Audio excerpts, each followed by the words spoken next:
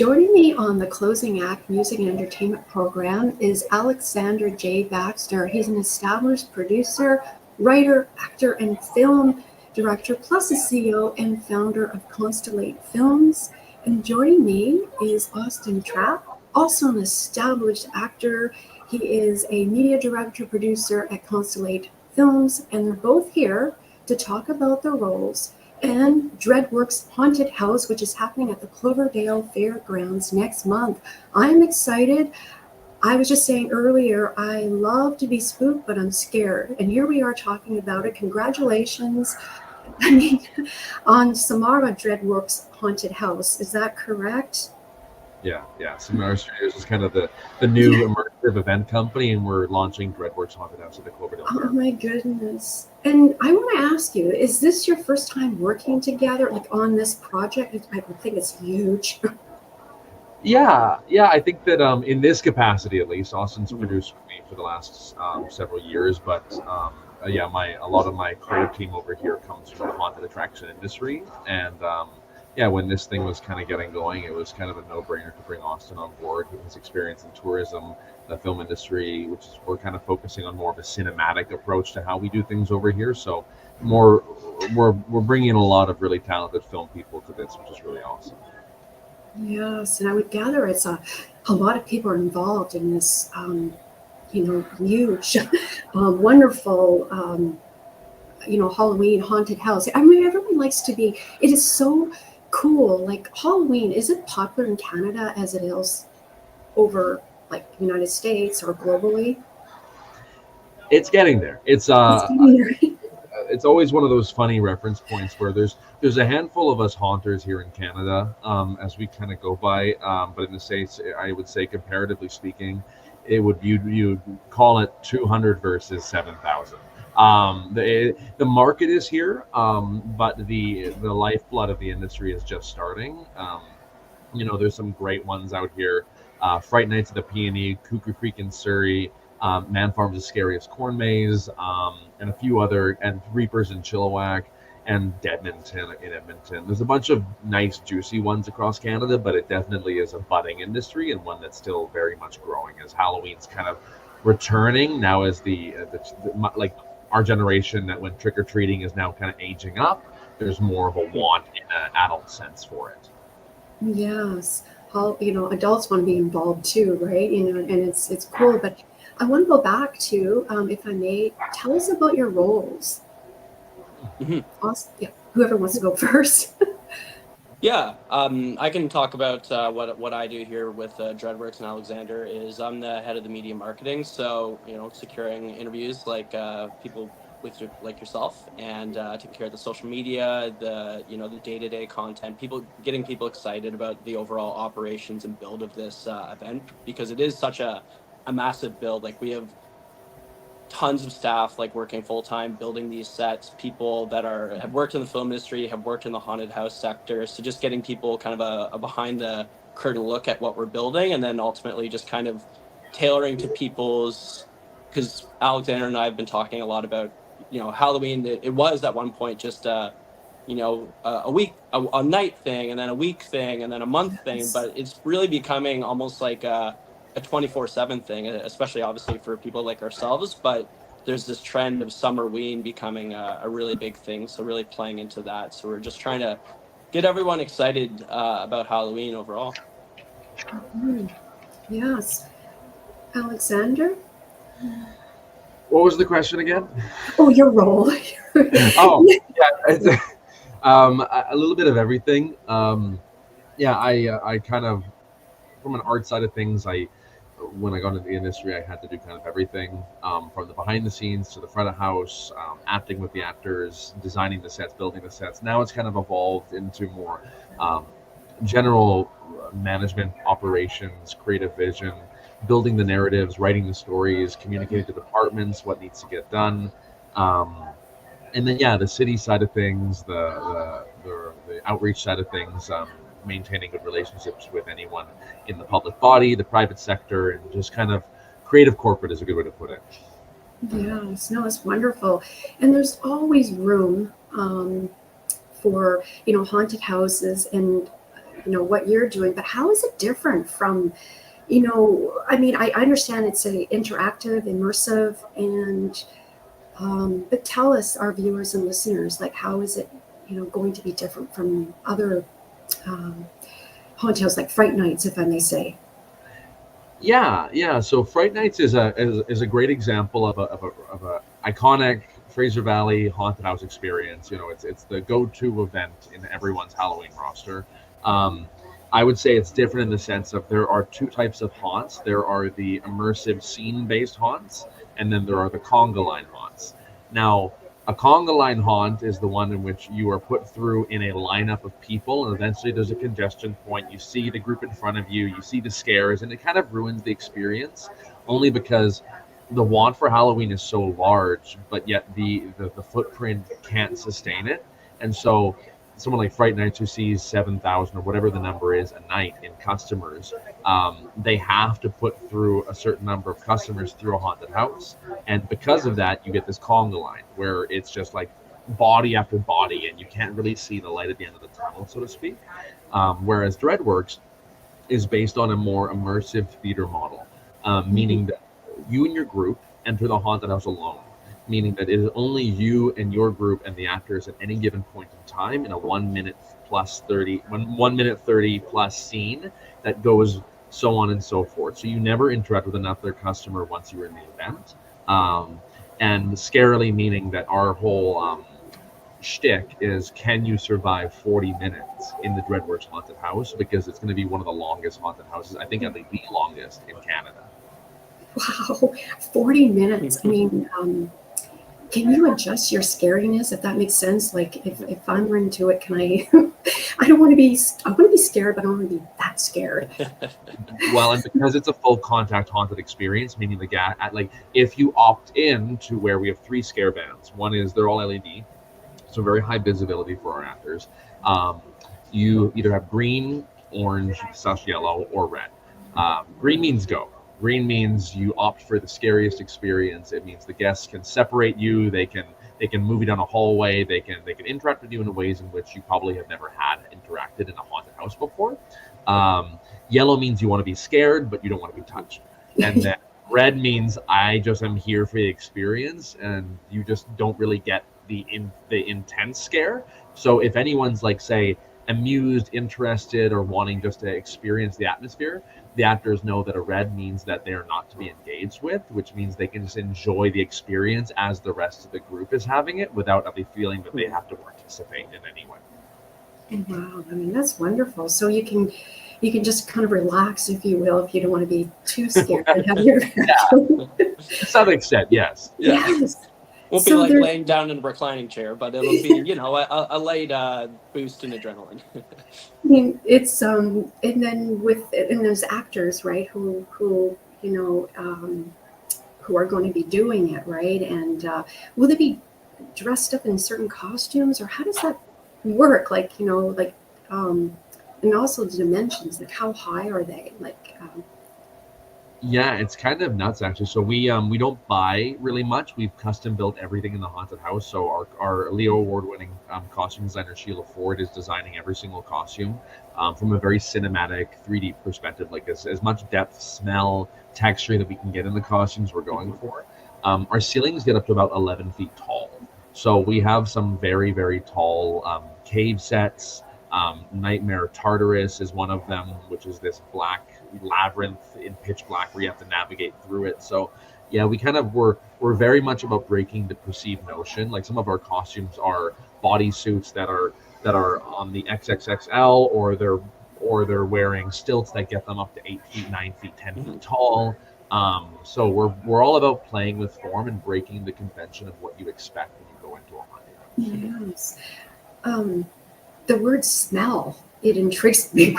So what type of smells? Like, I mean, maybe. Over at Transworld, a big haunted house convention in the States, and you can always go to the smell booths and test the different smells. My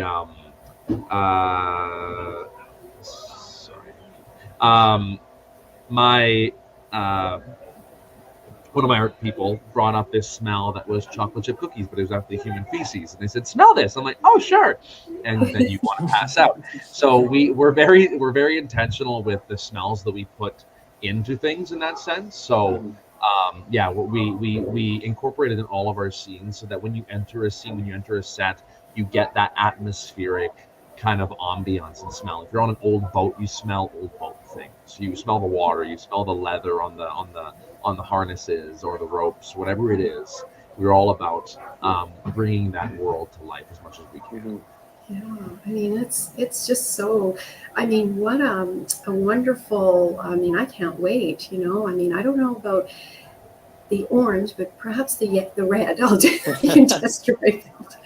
But, you know, it is, you know, involving the community, and would you say it's niche, what you're doing? Like, I know, like Halloween now, you're making it into it's more than just a day, like Austin was saying. I understand, like but it's Halloween is for all ages, correct? Yeah. Yeah. So we like to, you know, target the general community for our haunts. So kind of everyone from the extreme level of intense scares to families as well. And we say, I think the current age was it 10, Alexander, was kind of our like cutoff if they're with a family, but essentially anyone that is under 18 must have like a parent sign off for them. Just as a, you know, protection for everybody, but make sure everyone kind of knows what they're getting themselves into. But everyone's safe, and we're just meant to, you know, ultimately get everyone to have a good time, be a little scared, and come out laughing afterwards with their friends and kind of say that they survived the challenge, essentially. We did it. We were, Bringing people together. Yeah, and it's, you know, involving the community and people from, you know, other areas of the Lower Mainland and etc. But what do you want people to? I mean, you've already answered Austin, but if I may say, but what do you want people to get from it? Like, you know, it's your debut, right? You haven't. This is the first time, but what would you really want people to get from it? In other words. That might be a question for Alexander, Yes. the brains behind and the he's operation. Smiling, yes. Because he's very elaborate with the worlds he's built, and I feel like he's always 10 steps ahead of where you currently are. You know, it's a funny question. That smile, because it's a very tough one. What you want is to affect people. I think that one thing that the Canadian sector could really improve on is impactful experiences. A lot of businesses in this capacity are all about the bottom line, and because of that, they miss out on It's a coin phrase in the industry, but that Disney experience, that thing that the American sector is so well known for, and it's what Walt set from the foundation back in the day with Disney was, for a moment of your day, we want you to forget who you are and where you come from. We want you to just be escaped into a world that doesn't exist. And so that's why, you know, for us, Halloween is a great event to really showcase our immersive skills.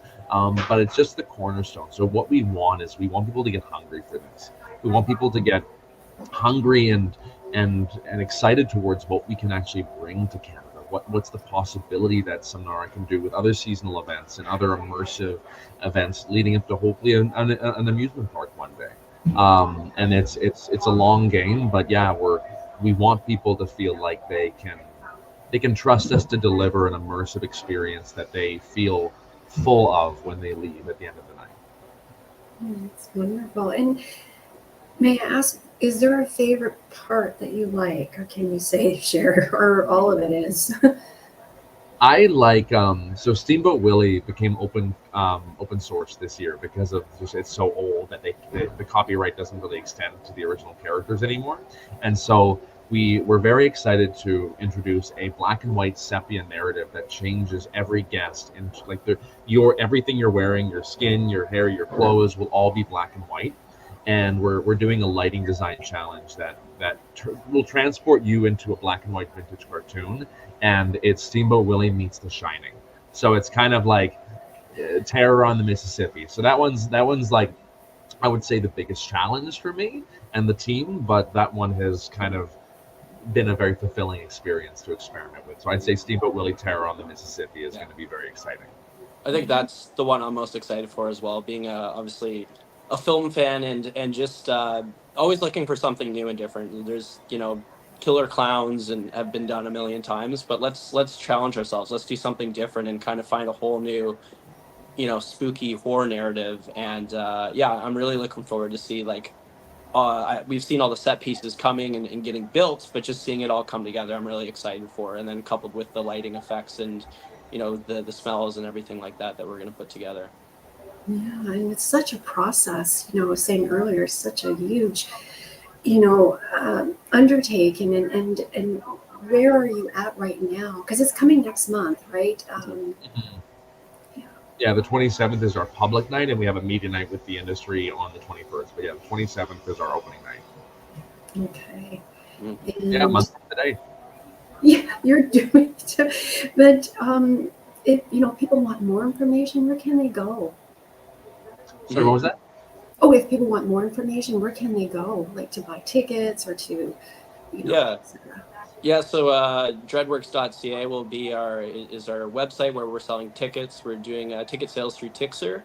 We're very active on social media. Dreadworks Haunt is our Instagram. We're also on TikTok, YouTube, sharing spooky narratives from what we're essentially building, coupled with some fun Halloween aesthetics to get us excited, and then just ultimately a glimpse behind the scenes of the build. I think our content and sharing our build, I think, is very unique and very, very high level, very high detail, because we have such a talented cast and crew that are a part of it, working in the film industry and working in the haunt sector as well.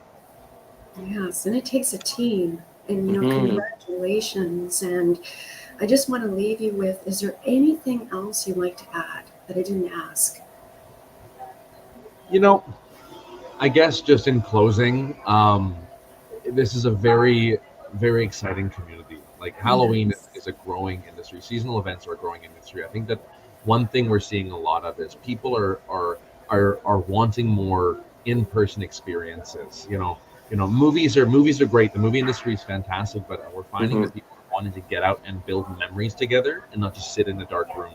There's always going to be that on the phone. But I think that